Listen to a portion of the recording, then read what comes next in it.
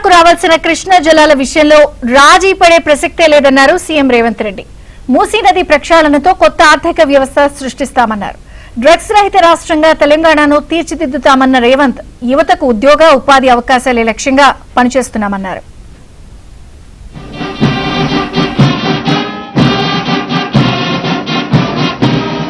నిజాం చెర నుంచి తెలంగాణ విముక్తి పొంది అఖండ భారత్ లో విలీనమైన సెప్టెంబర్ 17ను తెలంగాణ ప్రజాపాలన దినోత్సవంగా నిర్వహించింది రాష్ట్ర ప్రభుత్వం.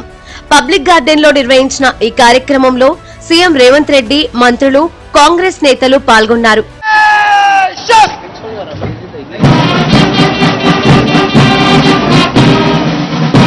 పేదరిక నిర్మూలన జరగాలంటే విద్య ఒక్కటే మార్గమని రేవంత్ రెడ్డి అన్నారు. విద్యా విధానంలో సమూల మార్పులు తీసుకురావడమే తన ధ్యేయమని నొక్కి చెప్పారు. 73 లక్షల మంది యువతకు మంచి భవిష్యత్తు ఇవ్వాలన్న లక్ష్యంతో పనిచేస్తున్నట్లు చెప్పుకొచ్చారు.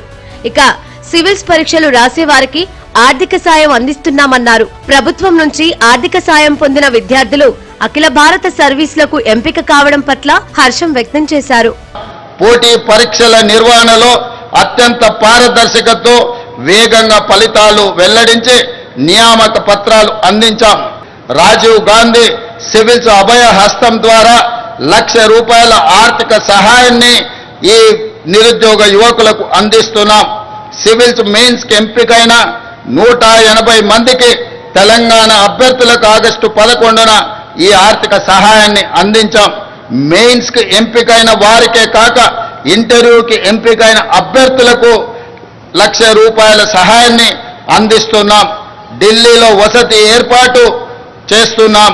ఇలా ఆర్థిక సహాయం పొందిన వారిలో ఇప్పటి వరకు 10 మంది అఖిల భారత సర్వీసులకు ఎంపిక కావడం తెలంగాణకు గర్వకారణం.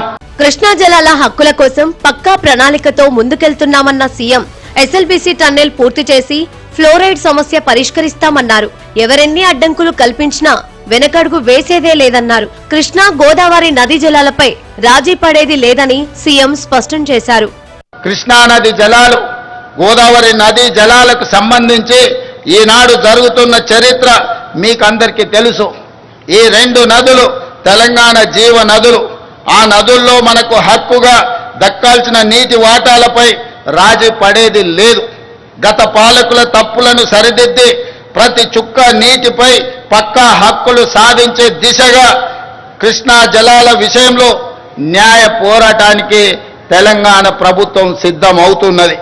తెలంగాణ రాష్ట్రానికి కృష్ణా నదీ జలాలలో రావాల్సిన వాట కోసము ఈ ప్రభుత్వం పక్కా ప్రణాళికతో పకడ్బందీగా ప్రయత్నం చేసి మనకు రావాల్సిన వాటాను సాధించుకుంటామని నేను ఈ సందర్భంగా తెలియజేస్తున్నాను. గాంధీ భవన్ లో టీపీసీసీ చీఫ్ మహేష్ కుమార్ గౌడ్ జాతీయ జెండాను ఎగురవేసి తెలంగాణ ప్రజాపాలన దినోత్సవాన్ని నిర్వహించారు.